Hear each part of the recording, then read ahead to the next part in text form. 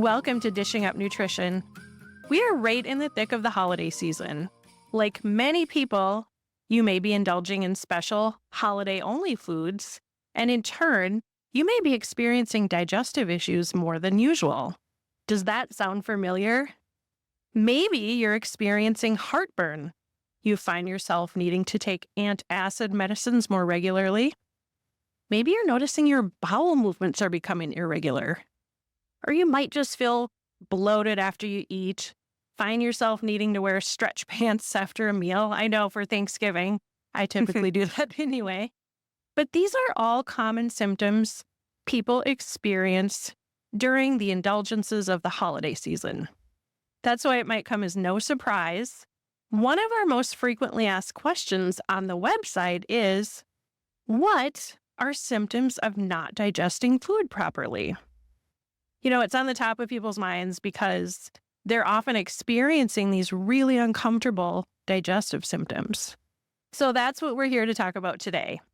Signs and symptoms of undigested food. And of course, what you can do about it. So before we go any further, I'm going to introduce myself and my co-host. My name is Cara Carper. I'm a licensed nutritionist and certified nutrition specialist. And I'm really excited to be here with my co-host today, Brandy Burrow. Brandy is a registered and licensed dietitian. So thanks so much for being here today. Thank you, Cara. I'm really excited to be here. It's been so long since we've had the opportunity to do a show together. And this is one of my favorite topics, digestion. I'm excited to dive in. And this is actually something that we talk about with all of our clients. Usually it's a topic that comes up within the first 10 to 15 minutes of meeting a client for the first time because it is so important. And a lot of the time they'll come in, they'll have questions like, I'm working so hard to eat healthy, but how do I know that it's really paying off? How do I know that I'm really getting all the benefit, all the nutrients from the food? And as the saying goes, you are what you eat. And there's a lot of truth to that saying. But as dietitians, we think of it a little differently. More importantly, we think you are what you digest and absorb. So you can be putting your best foot forward, eating a real food balanced diet. But if your digestive system is compromised, you will not be able to absorb all of those nutrients. And then you might wonder why you don't feel your best, even though you're putting in the work. You're putting in that effort to eat healthy. And Cara already mentioned some common symptoms of digestion complaints, but let's go over some more symptoms of what not digesting your food properly might look like, because there's a lot of different ways this will show up for you. Right. So I'll just start with some common symptoms of poor digestion. That just means your digestive system is not functioning as well as it could be or should be. So one of the signs and symptoms, it's early satiety. So that just means, let's just say you're eating a meal and very quickly upon eating that meal, you start feeling really full. Maybe you feel kind of bloated and full, like immediately. Or maybe when you're done eating, you feel like you want to take a nap, just like really unnaturally fatigued. Right. And possibly right after a meal that's really high in protein, like a protein-rich meal. That's when I often see that with clients. Another sign would be really painful bloating. A few minutes after eating a meal, maybe you had a big salad, again, really healthy meal, but the way you feel doesn't really motivate you to keep eating that salad. Or heartburn or reflux could also be a sign. Yeah, for sure. And then gas, either flatulence or maybe you're belching and you just kind of have a lot of excessive air after eating. And let's talk about, no topic is off limits with us at Nutritional Weight and Wellness, right, Brandy? So that's right. We'll talk about the stool for a moment, but when you're having a bowel movement, it is important to know what your stool looks like, because if it floats or it looks greasy or oily, that is not normal either. It's a sign of poor digestion. Right. You can learn so much about what's going on in your digestive system by observing your stool and observing that regularly. If you see that there are food particles in your stool, that is a sign that you're not breaking things down enough higher up in the digestive system. That's a pretty big indicator you're not digesting food properly. Yeah, that's a really important one. Another one is, let's just say you recently had some blood work or some labs done, and your doctor, your nurse came back and said you have some nutrient deficiencies. Some more common ones would be like a low iron, which could be a low hemoglobin, but more importantly, a low ferritin, right? Which often ferritin is our iron stores, and that can show up low before hemoglobin or Yes. regular iron is low. Maybe your doctor or nurse said you have low B12, vitamin B12, even though you may be eating foods containing B12, like meat. That's right. And of course, we know that all of these symptoms, many of them are painful and uncomfortable, and we want to avoid that if we can. Nobody wants to feel gassy or bloated or have that reflux every day. But these can be more than just uncomfortable. They can really start to cause more serious health problems. And there are a few red flags to watch for. Significant weight loss, malnutrition, like some of those nutrient deficiencies that you just mentioned, or if you have persistent fatigue or weakness, or chronic diarrhea or constipation. And if these symptoms get worse despite making some adjustments to your diet and lifestyle, these are all signs that something is really wrong with your digestion. That's when you really want to come in and get some support, meet with one of our dietitians or nutritionists, or see your doctor to make sure that there isn't something more serious going on. Yeah. I mean, I think that's so important, Brandy. It's just to not let it go, really address that if Right. it's something you're struggling with. And I think some people will just kind of live with them for so long until something really traumatic happens. Mm-hmm. Let's talk about some solutions because we can turn this around. Your gut can heal, and the most effective strategy will be determined by the root cause. So let's go over some reasons why your digestion could be suffering. Perhaps you had your gallbladder removed. Your gallbladder plays a really big role in your digestion, especially when it comes to digesting fats. This is why when someone gets their gallbladder removed, they are often told to eat a low-fat diet. So if your gallbladder is under-functioning or has been surgically removed, a common symptom might be urgent diarrhea, or you might start seeing loose stool or greasy stool and seeing oil floating after a bowel movement. Mm-hmm. So this, again, taking a peek after you use the bathroom, see what's going on with your stool to get some clues. Yeah. So those gallbladder issues can be really debilitating for some people. And, again, what's usually recommended if somebody has an underfunctioning gallbladder or perhaps they've had their gallbladder removed, they may be given the advice to not eat any fat or very low fat. But Right. we know as nutritionists and dietitians that natural healthy fats are really a key component to a diet. They really help to anchor our blood sugars. Yes. And so we feel satisfied after a meal and our blood sugars aren't dipping and we're not having cravings and energy dips and things like that. So we don't want you skimping on dietary fat. Yeah, we want to keep those in. So many benefits to those fats. Yeah. So like Brandy said, we really want to get to the root cause and not just continue on with a no-fat diet. So the first thing that I would suggest is to take a digestive enzyme. We do have a really good one here. It's by the brand NutriKey, and it's called Key Digestive Enzymes. These digestive enzymes are really the catalysts to help break down your food. And so a supplement such as this is going to help break down protein, fat, and carbohydrates. There's also a special component. There's some ox bile, and that very specifically helps digest fats if your gallbladder is unable to do so. And so someone dealing with gallbladder issues who starts taking these key digestive enzymes, it can be really a game changer for them. Maybe they're just not running to the bathroom after a meal anymore, and they're not afraid about what they're about to eat is going to send them into the bathroom. Yeah. So it really can make a big difference in quality of life. Absolutely. And I think a good point to make with the enzymes, especially key digestive enzymes is that everybody's a little different. Someone might need just one capsule with a meal. Some people might need 2 or 3 with a meal. My suggestion is, start slow and kind of increase until you feel relief from those symptoms. But definitely take it very close to your meal because those digestive enzymes are working on the food that you eat.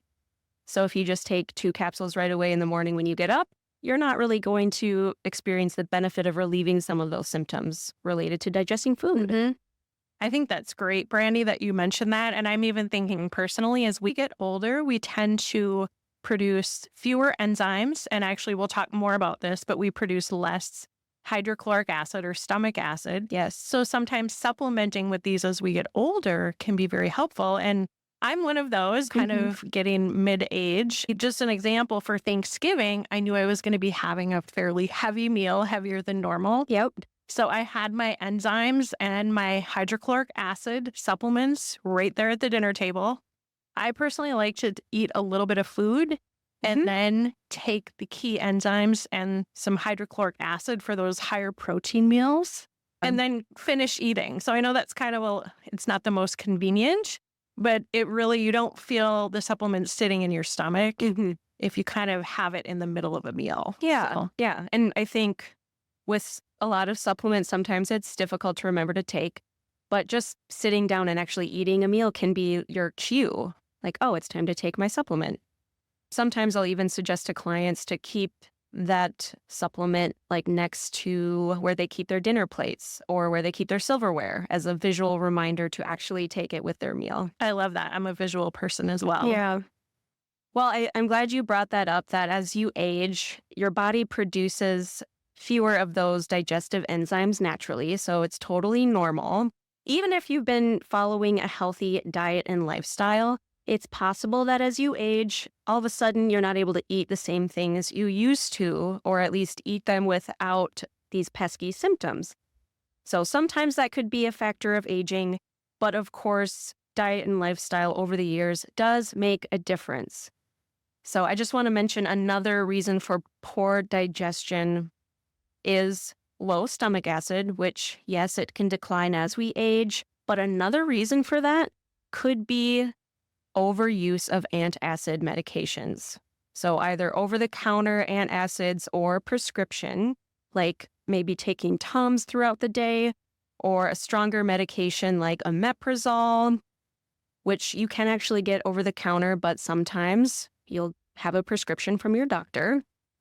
And we've actually done several podcasts about acid reflux over the years. So if this is something that you're struggling with, I highly encourage you to go and listen to a more in-depth episode all about this topic. Even better if you make an appointment with one of our dietitians here at Nutritional Weight and Wellness. But just to summarize, if you are taking an acid-blocking medication, you are suppressing the production of acid in the stomach, and that is going to prevent you from breaking down and digesting the food you eat.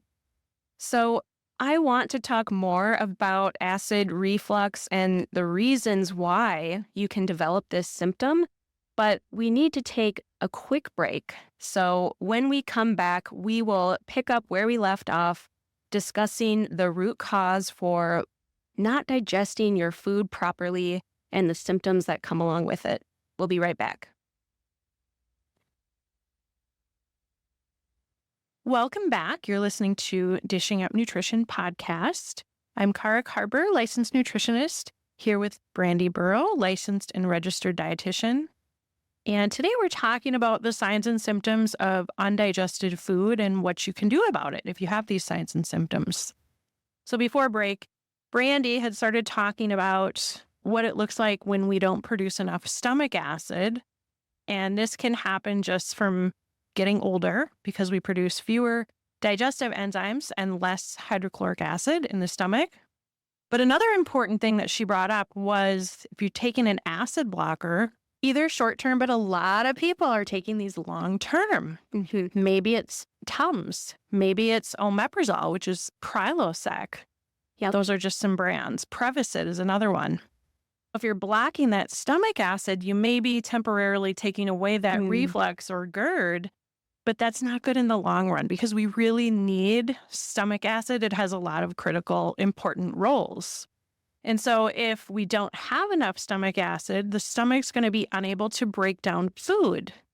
Undigested food might sit too long in the stomach, and that in turn can cause more reflux. Right. So it's kind of a vicious cycle. Yeah, a lot of people don't realize that heartburn is very often a sign of low stomach acid. Yes, I think that's really new information, but important to know. Another thing, without enough stomach acid, that undigested food can enter into the intestines, wreaking havoc, causing other symptoms like excessive gas, bloating.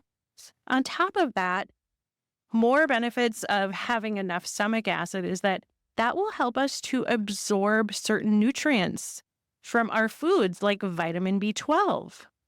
So again, we mentioned this already, but if you've been told by your doctor that you're low in certain nutrients, such as vitamin B12, but you know that you have foods in your diet that contain B12, it could be low stomach acid is creating this issue. Now, if this sounds like you, don't worry, there are definitely ways to naturally increase that stomach acid without causing reflux. I do want to say it's a slow and steady process, especially if you've been on an acid blocker for a long time. We don't recommend that you stop taking your antacids cold turkey. There's something called rebound reflux that could happen. Right. And that's basically where you stop taking that medication and the reflux comes back with a vengeance, probably worse than it was before you started taking the medication. So that's not the way to do it. And actually, this is something I work with my clients very closely to wean off an acid blocking medication. It's a very slow process. One of the first things that we do, though, is to remove the common food culprits that could be causing the reflux in the first place, those trigger foods. And then we add in some of those therapeutic supplements to heal the gut. One I love to start with is a probiotic called Acidophilus. Acidophilus is a bacteria that loves acidic environments and it loves to hang out in the stomach. So I will have somebody who is weaning off their antacids to take Acidophilus 2 to 3 times a day to help repopulate the stomach with that good beneficial bacteria. There's also a powder form. It's called Dophilus powder. So one option is you can add that powder into a water bottle and just sip on it throughout the day. That's a pretty easy way to do it. One other thing I like to use is digestive bitters. Or another thing you probably already have at home is apple cider vinegar, maybe 1 to 3 teaspoons mixed in water with a meal. And that's going to help increase your body's own stomach acid production to help you get that acid level back in a healthy range. But you do have to start slow and small with these steps while you're in that healing process. Yeah, so that good bacteria, Acidophilus, can be a game changer for heartburn or someone that's really working to wean off of the acid blockers. And then I like that you said digestive bitters or apple cider vinegar mixed in water, because those are very gentle approaches to naturally increase that hydrochloric acid that we want in the stomach.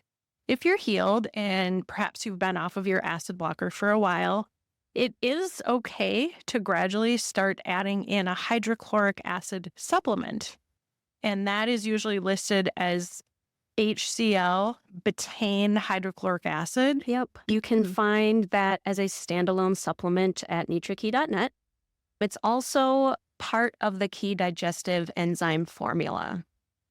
Do you eat in a stress or a distracted state? Maybe you wolf down a meal while you're in your car, going from activity to activity for your kids. Or maybe you're eating at your desk while you're scrolling through your phone or checking emails, or maybe even on a call. You know, this is not a relaxing environment. Maybe you are at home and you're standing at the kitchen counter, kind of trying to just cram it all in 5 minutes instead of sitting down and relaxing at a table. We really do understand with busy schedules that sometimes it's necessary to kind of eat quickly And you don't always have the luxury of eating a slow, relaxed, sit down meal. But it's important to know ideally, our body really needs rest in order to digest. Maybe you've heard that rest and Yes. digest. Our ancestors were not able to digest food if they were running away from a predator. Of course, all of the energy is used to get out of danger and survive and be quick and efficient. But our body doesn't know the difference between running away from a predator or Yeah. just simply eating while you're in your car and kind of stressed out. Digestion really takes a backseat if you're in fight or flight mode. So if you're unable to change that busy schedule, which is understandable, you can incorporate some smaller changes. Try putting your phone down. Don't eat in front of your computer. I know that's kind of a hard one. It's especially hard for teenagers.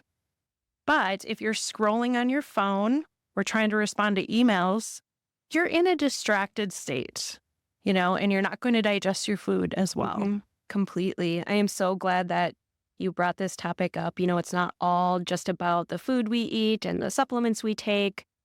That mindfulness plays a really important role, and it's often overlooked.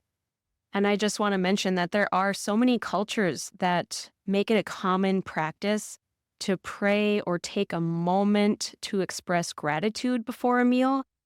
And there's actually a biological benefit to that. Just taking a moment to pause, to think about the food that you are about to eat, sends a signal to your brain that it is time to eat. It's getting your body in that rest and digest state.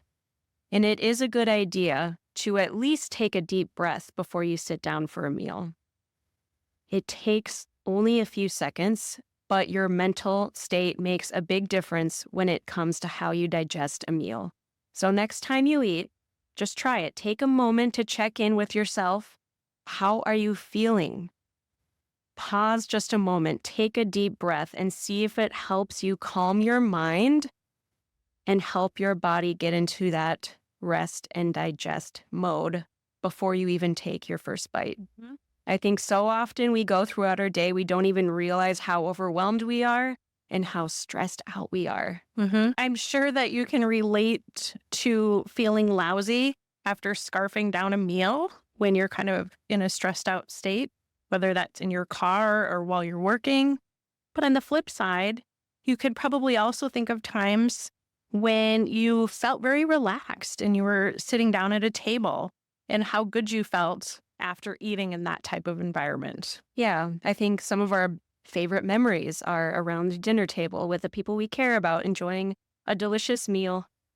I also just want to add that the importance of slowing down is going to help you chew your food thoroughly. Chewing is part of the digestion process. It helps you break down your food to relieve some of the work that your stomach has to do. Digestion actually begins in the mouth before you even take your first bite. Just thinking about food, just smelling food, it's going to release saliva in your mouth that has enzymes that help break down your food. Thinking about food starts the digestion process, taking that moment to pause before you start eating and really take the time to chew your food thoroughly. It's a simple concept, but it makes a really big difference. Yeah, that's great. Great advice, Brandy.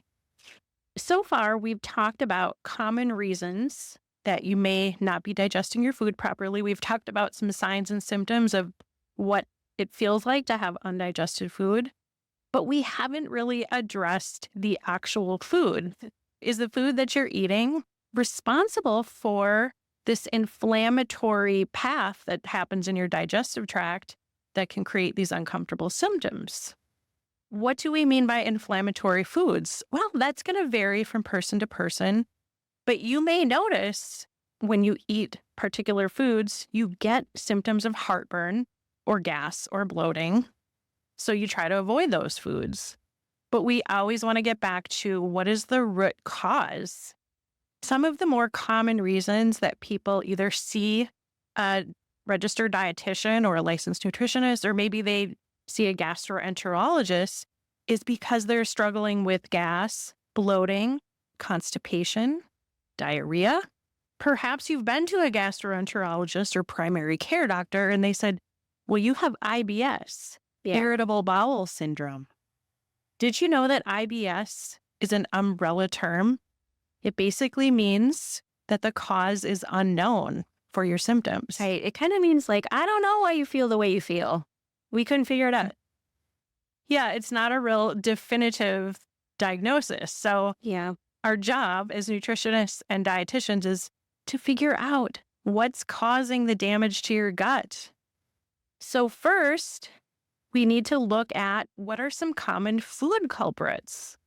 And then once the integrity of your gut improves, you won't be dealing with those symptoms. And a lot of people are able to add back in these foods that used to create the acid reflux, Right. gas, bloating, constipation, or diarrhea. I've seen it all the time, and it's so fun to help somebody through that transition. So, Yeah, what a there's hope. relief for your clients as Yeah. well. Definitely. Well, I'll just give you an example. For a lot of people, they find acidic foods like tomatoes and citrus will trigger some acid reflux. But once we work on repairing the gut, you can actually reintroduce those foods back in without any problem. I think oftentimes the gut damaging culprit is what those acidic foods are paired with. What are those tomatoes on? Is it pasta? Is it pizza? I'm usually looking at gluten as the culprit. Gluten and grains are often behind what's causing the damage. These are foods you may not be able to reintroduce because they are part of that long-term root cause of why the damage occurred in the first place. They are often the underlying factors to damaging the gut, but the acidic foods are just causing the symptoms in that moment. Think of gluten causing little micro tears in the digestive system, in the gut lining. Every time you eat, that gluten can cause a little tear. And what's tricky about gluten is that you don't even know it's causing damage over time. You might not even feel the damage it's causing in your stomach. But one day, all of a sudden, you can't eat tomatoes, or you can't eat oranges or coffee without getting heartburn or indigestion. Once the damage is there, they are foods that might trigger the symptoms. For example, let's say you get a cut on your finger. Then you get your hands into some lemon juice, and that juice gets on the cut. Now that's going to sting. I think it's pretty easy to picture that. But did the lime juice cause the cut? No. But until that cut is healed, you are going to avoid that citrus juice. But once that cut is healed, that citrus juice just doesn't affect it anymore. So it is the same concept with gluten causing damage in the intestinal tract. Once you remove the damaging foods, your stomach can heal. And then over time, you can handle some of those acidic foods again, like tomatoes and citrus, maybe coffee, without having those reflux symptoms. I like what you were saying when you started talking about these trigger foods for a lot of people, for especially acid reflux or heartburn. We hear this all the time, like, oh, it's the red sauce. It's the spicy foods. And I think what Brandy was trying to get across is that it's probably not just the spicy sauce. It's what it's on. Like it's usually with pasta or pizza, which contain glutinous grains. And those are often much more inflammatory and creating issues in the gut. It is a surprising reaction when we talk about gluten being a common cause of reflux or really any digestive issues. Because as Brandy mentioned, it doesn't happen overnight. It can take years and years to create this damage in the intestinal tract. So it's kind of difficult to make that correlation between gluten and the gut issues. Gluten can damage those delicate microvilli, which are little finger-like projections kind of sticking out all over the lower intestinal tract. That's really where the absorption of food takes place. 90% of what you eat needs to be absorbed by those microvilli. in the intestinal tract. The intestines are covered in microvilli, and they take in particles of the food, break it down, and absorb all these different nutrients. So guess what can damage the microvilli for many people? It's gluten, that protein that's found in wheat, most commonly wheat, but barley and rye as well. That's just one of the many reasons why, if you're having digestive and absorption issues, we do recommend doing a trial and removing gluten. You need to give your intestines time to heal. At minimum, 4 weeks, I would say, for a trial. You need to be really strict and completely be eliminating gluten, which we have a lot of other podcasts addressing this that can support you in that goal. Right. Yeah. It takes time, and even just a little bit of gluten can cause damage. So during that trial, if you're going to put the effort in, you may as well do your best to really be 100% gluten-free. And we can help you with that. We can help you put together a meal plan that works for you. And on the same topic, of course, there are some medical conditions affecting the lower intestinal tract that will cause food to not be digested and absorbed properly. So now we're moving from the stomach and the small intestine, we're going further down the digestive tract, more into the large intestine. So I'm specifically talking about Crohn's disease, ulcerative colitis, and diverticulitis. So these are medical conditions that you would need a diagnosis from a doctor to know if you have this.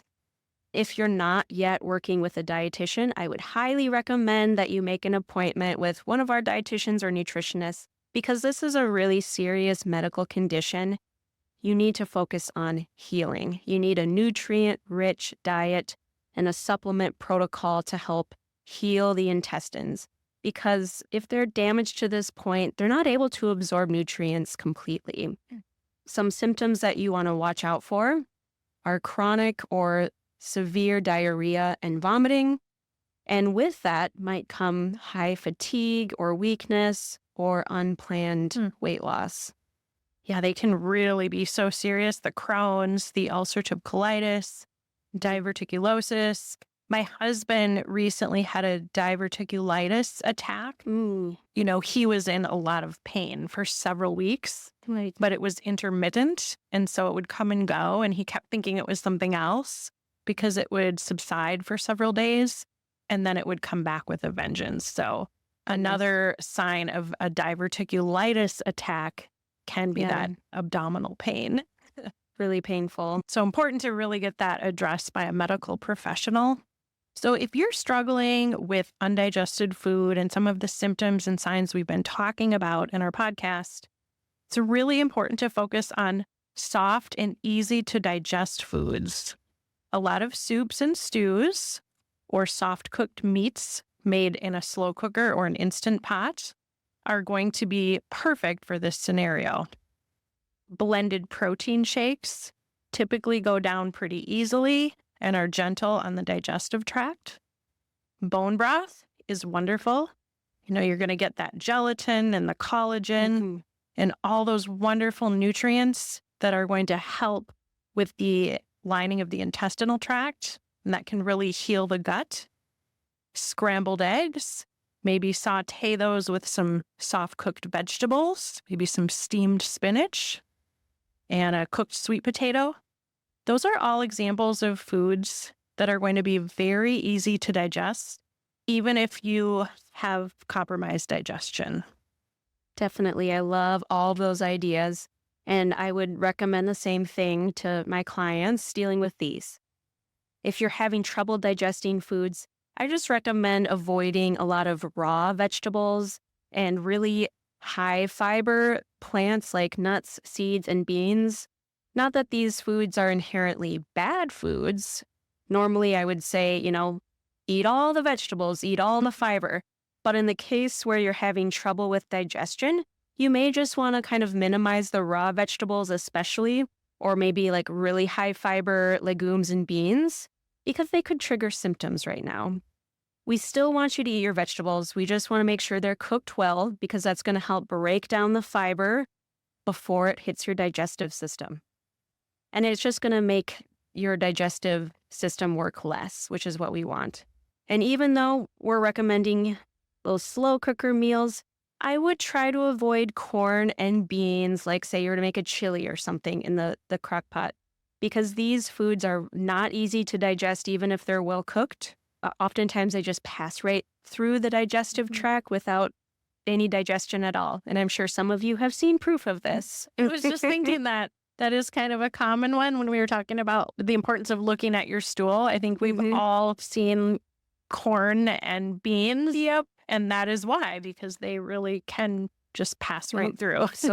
So instead, I might recommend making a beanless chili.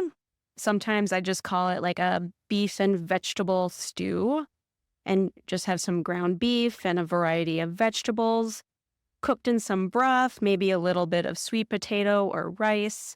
There's a recipe on the website weightandwellness.com called hamburger soup. That is very good. Or the chicken wild rice soup might work pretty well for you. I'm getting hungry, especially in Minnesota with all this cold weather. Those sound delicious. Yes. So let's review today's key takeaways from our discussion.